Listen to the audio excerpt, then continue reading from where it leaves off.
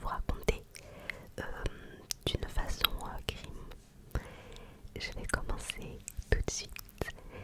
Notre histoire, notre récit, il va commencer en 1536, le vendredi 19 mai. C'est le matin, on est en Angleterre et on est dans l'enceinte de la tour de Londres. Une femme est agenouillée, elle a les yeux bandés et elle répète « À Jésus-Christ, je recommande mon âme, Jésus, recevez mon âme ». Cette femme, elle porte une petite cape rouge et cette cape rouge, elle est mise par-dessus une grande robe grise en soie qui est bordée de fourrure. Les longs cheveux noirs de la femme sont d'habitude relâchés, mais cette fois-ci, ils sont attachés. Derrière elle, il y a un bourreau qui regarde son petit cou qui fait écho à sa mince silhouette. Le bourreau, l'épée à la main, demande « Où est mon épée ?» et en même temps, il décapite la femme. C'est très rapide. Voilà, avec cette phrase « Où est mon épée ?» la femme ne s'y attendait pas, elle n'a pas vu venir la mort. C'est rapide. Les canons signalent la fin de l'exécution de cette femme qui, loin des standards de beauté de l'époque, avec ses yeux noirs magnifiques et son teint chaud, avait attiré l'attention des hommes et un homme en particulier, le roi d'Angleterre, Henri VIII. Cette femme, elle s'appelle Anne Boleyn. Mais Anne, elle a séduit des membres de ce conseil privé, dont son propre frère à elle. Anne, elle voulait assassiner le seul fils du roi et à son procès, 21 accusations d'adultère ont été formulées contre elle. Et en plus de tout ça, elle a été accusée de sorcellerie. Alors pendant son procès, elle est restée calme, elle a nié, mais c'était inévitable. Elle a été reconnue coupable d'inceste, d'adultère et de complot contre le roi. Ce qui amène à sa condamnation à mort, dont je viens de vous parler. C'est le moment de vous dire qu'Anne Boleyn, elle était reine d'Angleterre. Et avant elle, aucun monarque n'avait fini sur l'échafaud. Alors pourquoi elle, oui?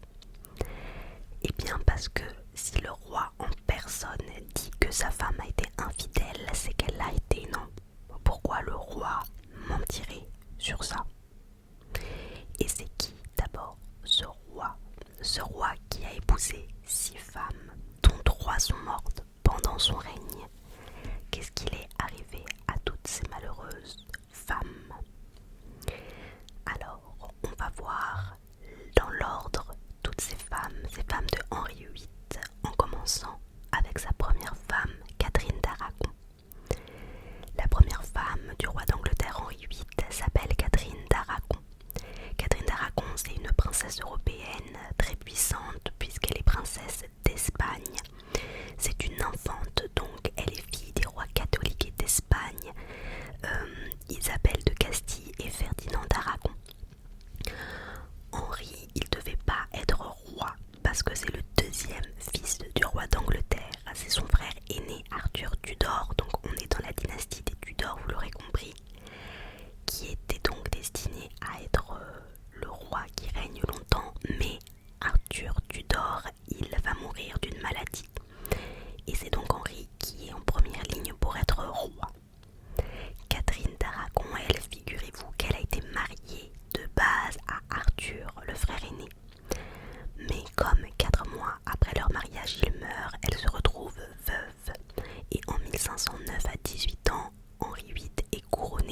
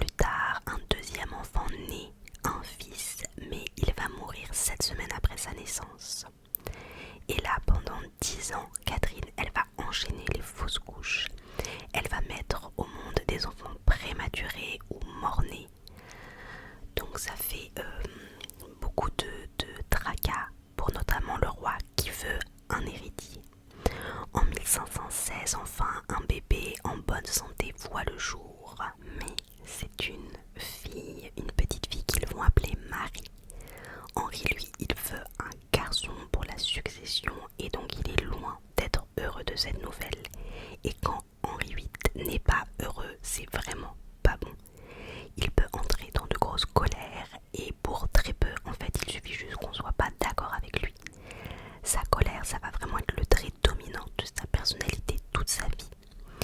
Les années continuent de passer et Catherine naturellement vieillit, voilà le cours du temps, et elle se rapproche de la quarantaine. Henri, il va faire un raisonnement simple, il se dit je veux un héritier mâle. Catherine vieillit, en plus d'avoir eu tout le parcours qu'elle a eu, ça devient très compliqué et puis il trouve qu'elle est moins jolie qu'avant. Donc il se dit, il me faut une nouvelle une femme plus jeune, plus fertile. Et ça tombe bien parce que la candidate idéale apparaît. À la cour, une jeune fille fait son arrivée, une jeune fille qui s'appelle Anne Boleyn, qui a 25 ans, donc de 10 ans plus jeune que lui. Et Henri tombe croque-love d'elle direct. Mais il est marié et même s'il est roi, il suffit pas de tomber amoureux pour que sa femme disparaisse. Non. Si. En 1527, si, il va demander au pape l'annulation de son mariage avec Catherine d'Aragon. Mais le nouveau pape refuse. Pourtant, pour Henri VIII, le fait de pas avoir d'héritier, c'est la faute de l'Église. C'est l'Église qui a accepté qu'Henri épouse Catherine d'Aragon qui n'a pas su lui donner un fils. Et ça pour lui, c'est une sanction divine. Probablement que Dieu le punit d'avoir épousé sa belle-sœur. Il a beau avoir tout ce raisonnement, l'Église catholique dit toujours non. Et cette lutte avec l'Église catholique, elle va durer 6 ans. 6 ans pendant lesquels Henri VIII va courtiser en même temps Anne Boleyn, qui entre-temps est devenue la dame de compagnie de la reine Catherine. Anne Boleyn, je vous l'ai déjà décrite physiquement au début de la vidéo, mais je vous ai pas parlé de son caractère. Anne Boleyn, c'est une bouffée d'air frais. Elle est perspicace, instruite, elle danse bien, elle est ambitieuse, elle est attirante. Tellement attirante que Henri VIII clairement la veut dans son lit, mais elle refuse, donc ils ne sont pas mariés. Alors puisque l'Église catholique ne veut rien savoir, Henri VIII prend une décision. En 1534, il s'autoproclame chef de l'Église dans son royaume et tout seul, il annule son mariage avec Catherine d'Aragon. Autant vous dire que c'est la rupture définitive entre l'Église catholique et l'Angleterre et c'est la naissance de l'Église anglicane. Catherine d'Aragon, elle est répudiée et envoyée dans un château. Elle va finir sa vie dans ce château seule et abandonnée. Et la petite Marie va être déclarée illégitime. Catherine d'Aragon, pour continuer avec elle, là on coupe la chronologie, mais elle va mourir le 7 janvier 1533 et elle va mourir dans des circonstances un peu suspectes qui encore aujourd'hui laissent planer le doute d'un empoisonnement royal. Donc, et de une femme. Et maintenant voici la deuxième femme d'Henri VIII, Anne Boleyn, dont vous connaissez déjà la fin. Pourtant au début tout allait bien, elle est même tombée rapidement enceinte après le mariage et elle accouche d'un enfant en pleine santé. Mais c'est encore une fille qu'on va appeler Élisabeth. Henri VIII est très déçu, il se dit tout ce pataquès, 6 ans à la courtiser, la rupture avec l'église, tout ça pour ça. Et les années qui suivent, Anne Boleyn, elle va elle aussi enchaîner les fausses couches. Alors Henri VIII, il va prendre des maîtresses et Anne n'est pas du tout contente de ça et elle lui fait savoir. Et ça commence un peu à l'énerver ça, Henri VIII. En plus, Anne, elle est protestante, instruite, donc elle se mêle de la politique religieuse. En somme, Henri ne la supporte plus, il devient violent, agressif et il la déteste parce qu'elle ne peut pas lui donner de fils.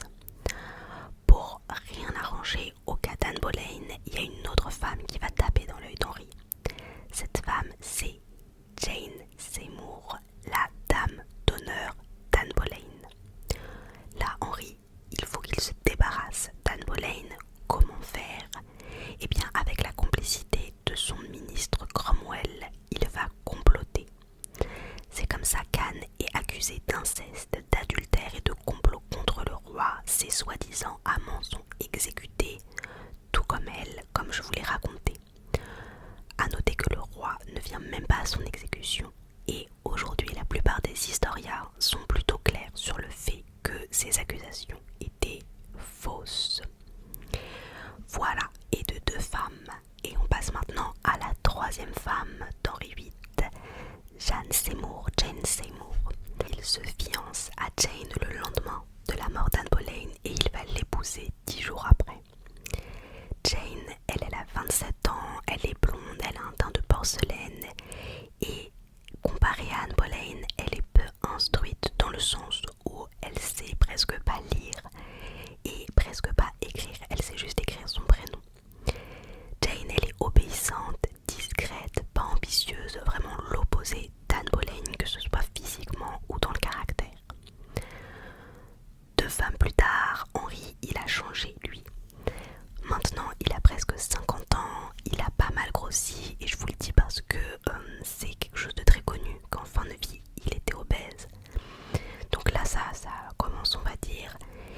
Et Jane, elle est un peu repoussée par lui, mais elle n'a pas le choix parce que c'est le roi.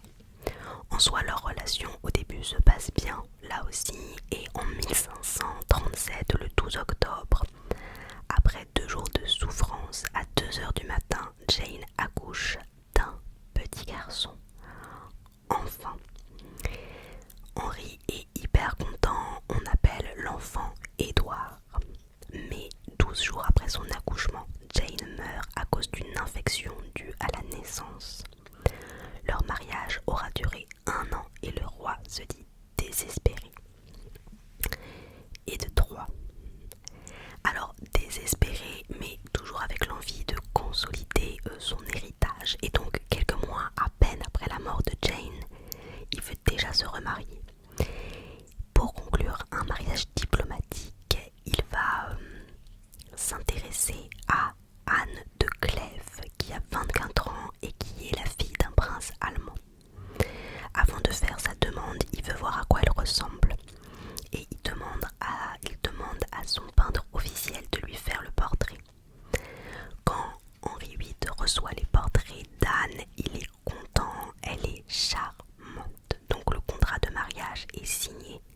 Et le 1er janvier 1540, il rencontre enfin Anne de Clèves en personne. Et là, c'est la descente. Il la trouve horrible. Ce roi qui pèse maintenant 150 kilos la traite de jument des Flandres.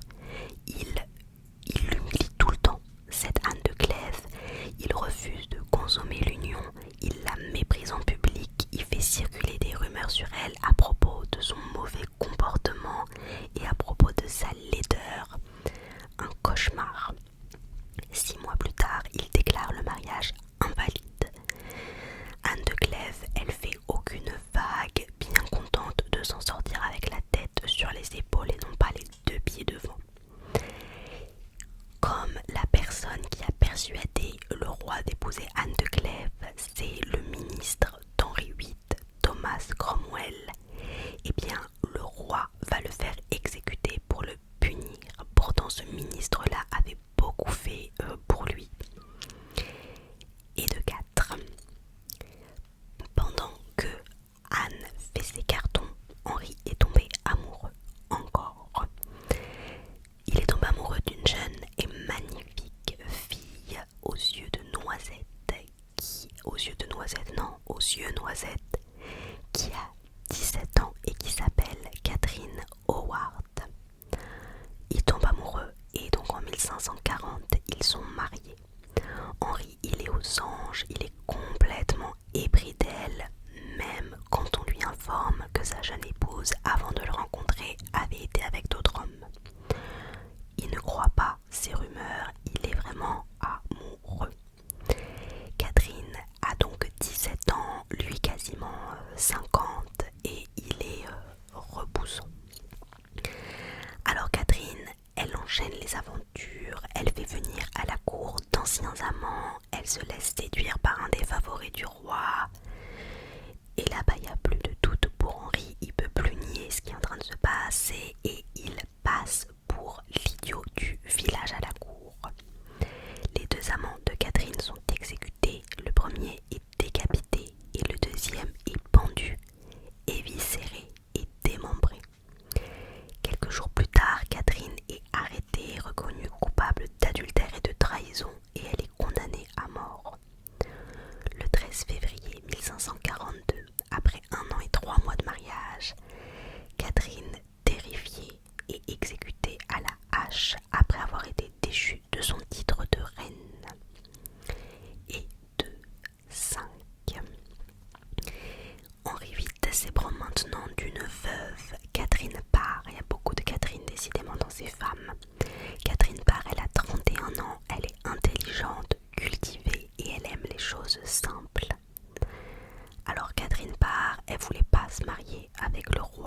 elle. Alors elle avait déjà été mariée 2 fois et une fois qu'elle a été veuve, elle espérait se marier avec l'amour de sa vie qui est Thomas Seymour, donc le frère de la 3e femme d'Henry Jane.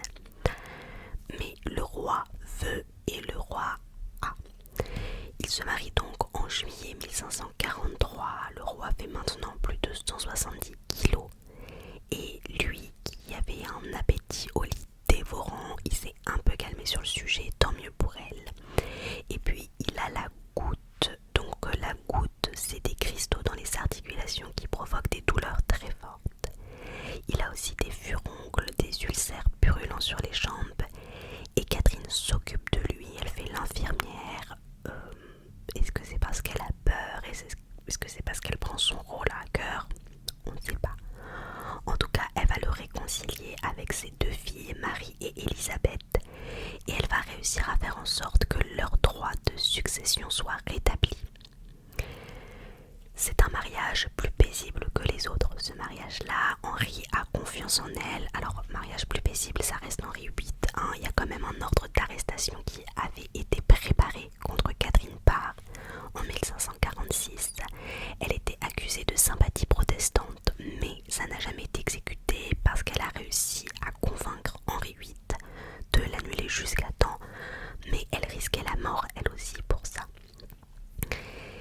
Finalement, le roi Henri VIII, qui aura condamné et fait exécuter beaucoup de personnes de façon générale, hein, pas que ces femmes, pendant son règne et qui était vu comme un tyran par tout le monde. Ce roi va mourir à 55 ans en janvier 1547. Pour ce qui est de Catherine, elle va mourir 1 an plus tard. Elle aura quand même connu la joie de finalement se marier à Thomas Seymour et ensemble ils auront eu une petite fille.